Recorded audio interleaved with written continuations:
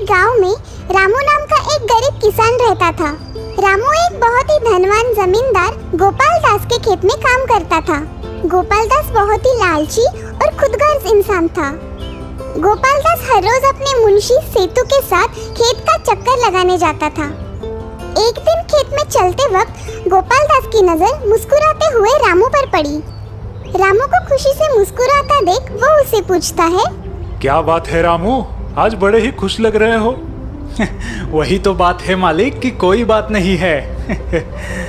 रामू की ये बात सुनकर गोपाल दास सोच में पड़ जाता है कि उसके पास इतना धन संपत्ति होने के बाद भी वो उस किसान जितना खुश क्यों नहीं है, और उस किसान के पास कुछ ना होकर भी वो इतना खुश कैसे।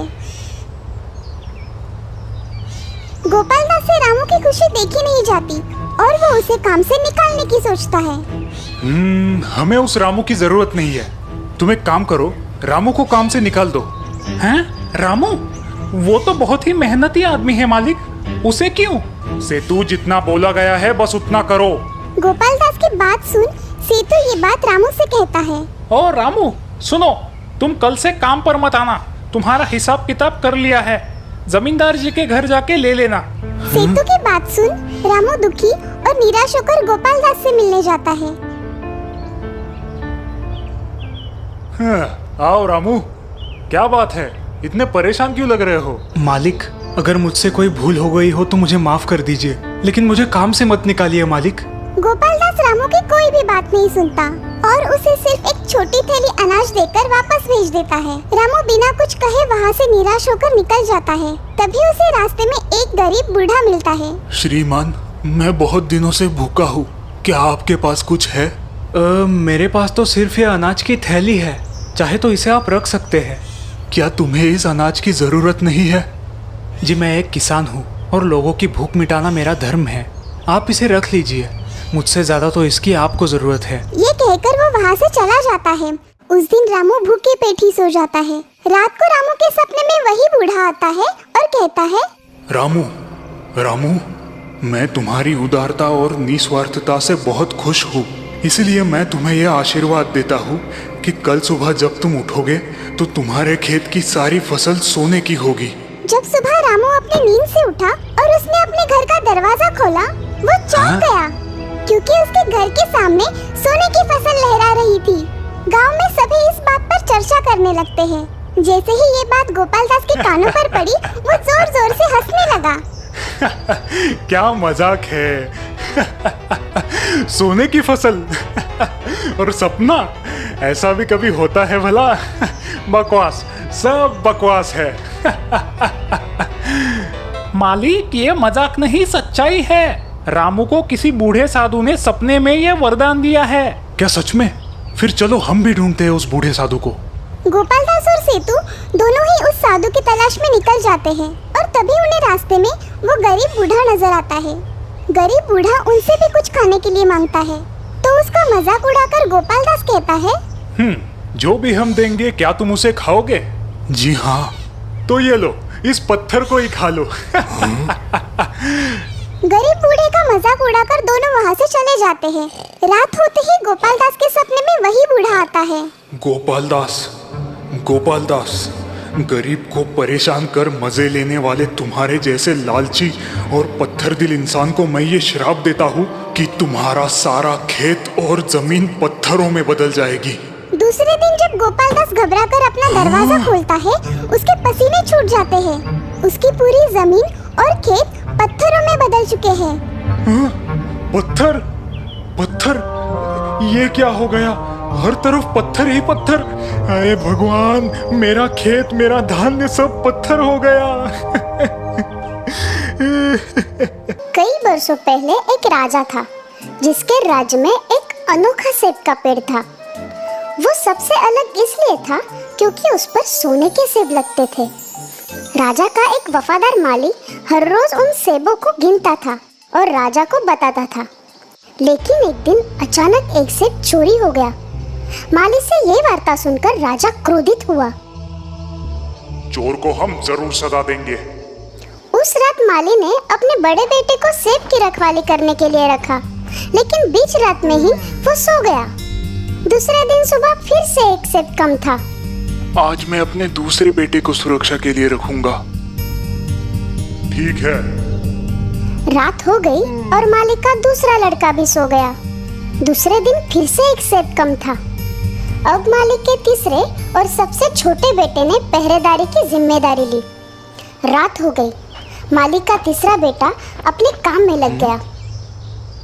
आओ सेब चोरो, अब आके दिखाओ। थोड़ी देर बाद जैसे ही गहरी रात हो गई, तभी अचानक कुछ पत्तों की आवाज आने लगी।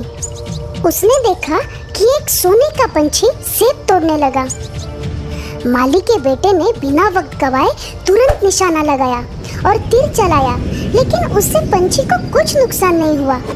सिर्फ एक सोने का पर उसकी पूंछ से गिरा और पंछी उड़ गया। सोने का पर सुबह राजा के सामने पेश किया गया और सभी मंत्रियों को राज दरबार में बुलाया गया। सबने देखा कि ये पर तो राजा की सभी संपत्ति से काफी कीमती था। इस एक पंख से मेरा क्या होगा?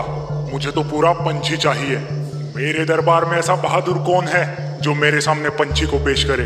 माली का बड़ा बेटा आगे आया और उसने इसकी जिम्मेदारी उठाई। शाबाश। माली का बड़ा बेटा जंगल की ओर उस सोने के पंछी की तलाश में चल पड़ा। वो जंगल के रास्ते गुजर रहा था, तभी बीच में उसने एक लोमड़ी को देखा। उसे देखकर लड़के ने अपने तीर से उस पर निशाना लगाया। कृपा करके मुझे मत मारो, मैं तुम्हारे काम आ सकती हूँ। तुम उस सोने के पंछी की तलाश में निकले हो ना? हाँ। मेरी बात ध्यान से सुनो। तुम यहाँ से सीधे चलते चलते शाम तक एक गांव में पहुँचोगे, जहाँ तुम्हें एक बहुत बड़ी और खूबसूरत हवेली दिखाई पड़ेगी और उसके ठीक सामने एक झोपड़ी दिखाई देगी। तुम रात को ठहरने के लिए उस झोपड़ी को चुनना। माली का बेटा थोड़ी सोच में पड़ा। उसे लगा ये लोमड़ी की कोई चाल होगी, इसलिए उसने लोमड़ी पर तीर चलाया, लेकिन वो चूक गया और लोमड़ी वहां से भाग निकली। माली का बेटा अपने रास्ते चल पड़ा। आगे जाकर उसे महल और झोपड़ी दिखाई दी, जो बिल्कुल लोमड़ी ने बताई वैसी ही थी। उसने देखा कि महल की तरफ लोग गा रहे थे, झूम रहे थे, बढ़िया खाना खा रहे थे। वहीं दूसरी तरफ गरीबी और उदासीनता नजर आ रही थी। ये देखकर उसने सोचा, अगर मैं इस झोपड़ी वाले घर की तरफ गया तो ये मेरी बहुत बड़ी बेवकूफ़ी होगी। इसीलिए वो महल की तरफ गया, जहाँ उसने खाया पिया और आराम किया। वो उस पंछी और अपने राज्य को भूल गया था। इसी बीच बहुत समय बीत गया, लेकिन बड़ा बेटा वापस नहीं आया। इसीलिए दूसरा बेटा कार्य के लिए चल पड़ा। उसका भी यही अंजाम हुआ। उसे लोमड़ी मिली। लोमड़ी ने उसे भी वही सलाह दी, लेकिन वो जब गांव में पहुंचा, तब उसे उसके भाई ने महल की तरफ बुलाया और वो भी अपने भाई की तरह पंछी और राज्य को भूल गया। समय बीतता गया। अब सबसे छोटा बेटा भी सोने की पंछी की तलाश में चल पड़ा। मुझे जाने दो पिताजी। लेकिन माली अपने दो बेटों की तरह अब इस बेटे को भी नहीं खोना चाहता था। पिताजी, मैं वापस लौटूंगा, मेरा यकीन कीजिए, मुझे जाने दीजिए।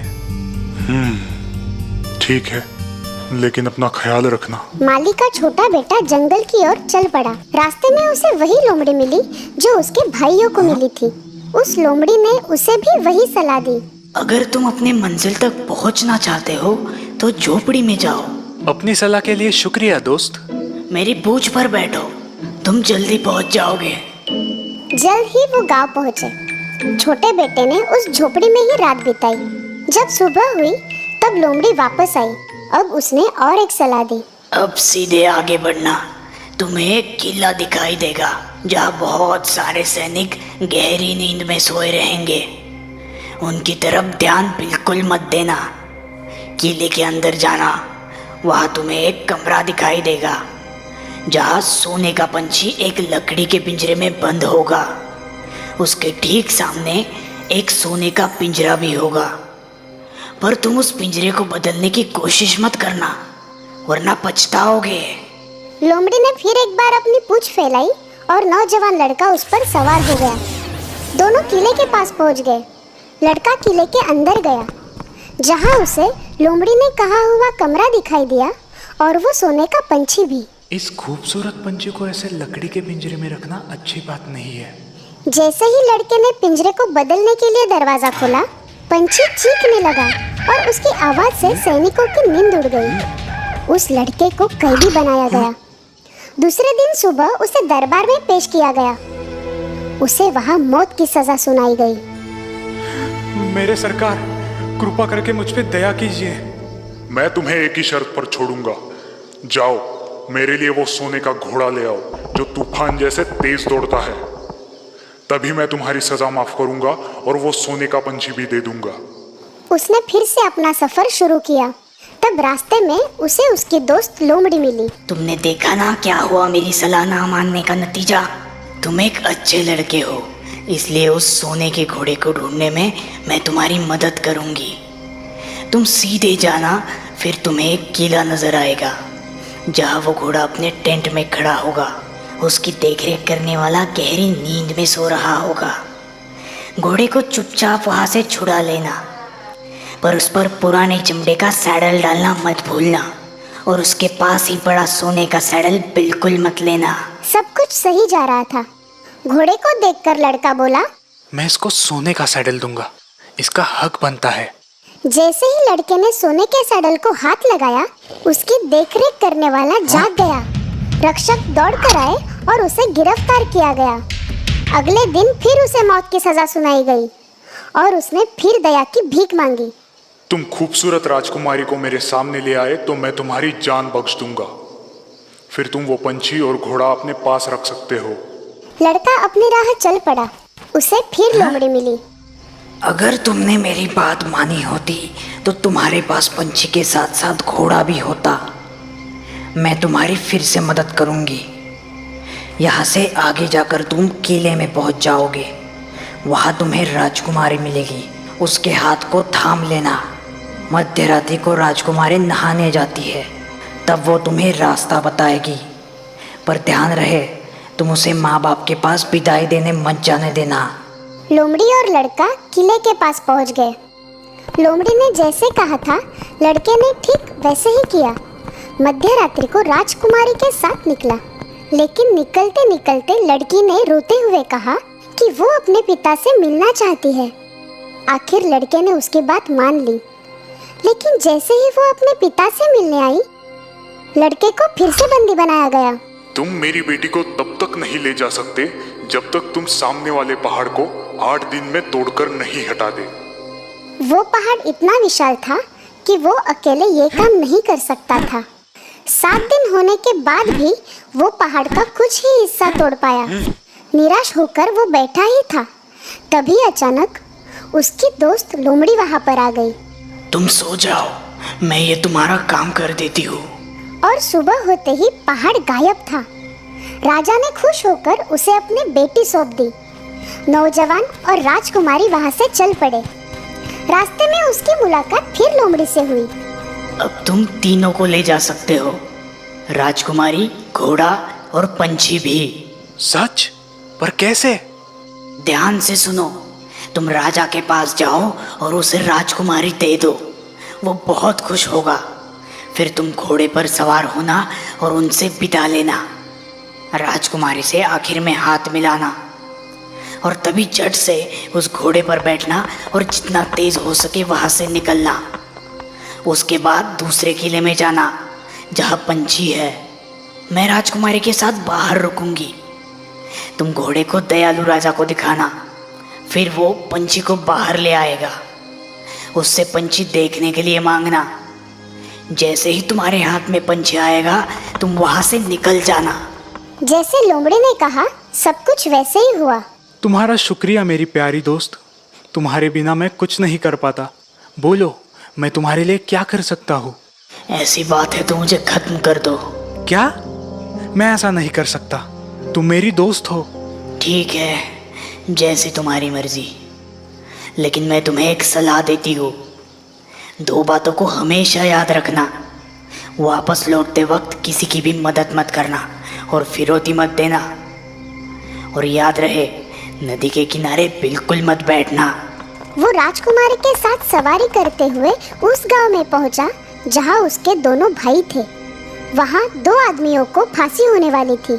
उसने देखा कि वो 2 आदमी उसके भाई थे जो अब चोर बन गए थे।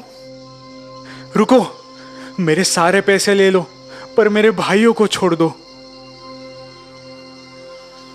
अपने भाइयों को छुड़ाने के बाद वो सभी जंगल से जा रहे थे। तभी दोनों भाइयों ने नदी के किनारे बैठकर कुछ खाने की सोची। इसी दौरान छोटा भाई लोमड़ी की सलाह भूल गया और इससे पहले कि वो कुछ सोचता, उसके दोनों भाइयों ने उसे नदी में ढकेल दिया।